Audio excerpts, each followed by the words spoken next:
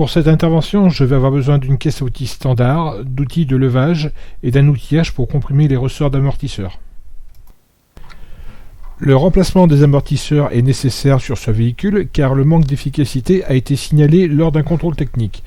Une première inspection visuelle ne permet pas de détecter de fuite sur les jantes d'amortisseurs, les caches-poussières ne sont pas particulièrement abîmées et les coupelles d'amortisseurs sont en bon état, les caoutchoucs ne sont pas fissurés, ne sont pas détériorés. Ce démontage a été réalisé lors de l'intervention sur l'embrayage, ce qui explique la dépose complète du moyeu porte-fusée sur cette vidéo. La voiture a été préparée pour cette intervention, levée sur chandelle, roue déposée. Je passe sur ce qu'il n'est pas nécessaire de démonter si l'intervention n'avait concerné que le combiné amortisseur. Donc, après avoir dégagé le flexible de frein du support sur l'amortisseur, il suffit de déposer les deux vis en bas de la jante de force pour déconnecter le moyeu porte-fusée.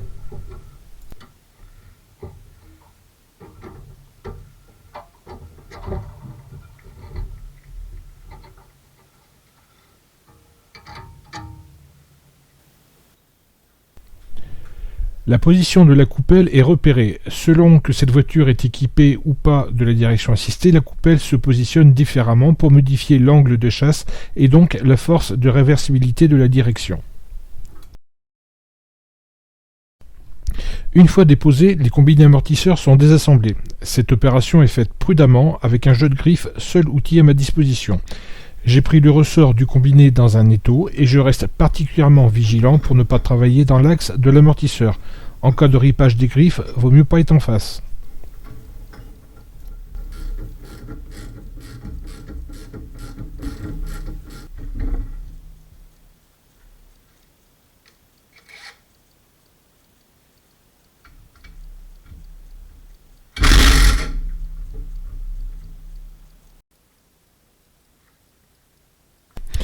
L'amortisseur neuf ayant été stocké à plat, son fabricant conseille de le comprimer plusieurs fois pour que l'huile retrouve bien sa place en bas. On entend la différence d'ailleurs, le bruit de gaz et d'huile qui passe dans les clapets finit par disparaître.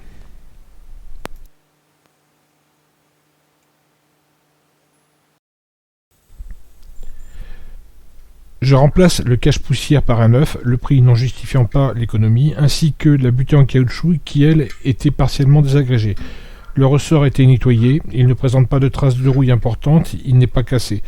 Le combiné est remonté avec les anciennes coupelles et l'écrou neuf fourni avec l'amortisseur.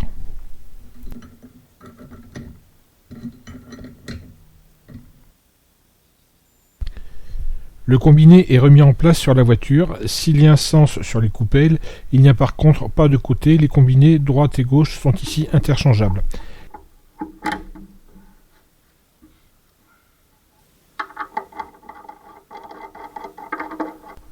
Les vis sont resserrées au couple préconisé, il ne reste plus qu'à remonter tous les éléments.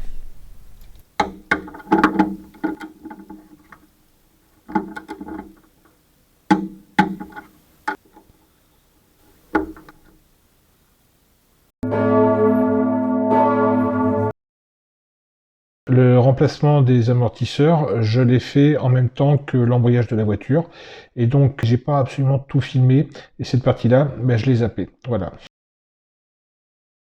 Il suffit simplement de reconnecter le moyeu porte-fusée à l'amortisseur avec les boulons en mettant du frein filé et en serrant au couple, de remonter les roues et de les visser en respectant les couples de serrage.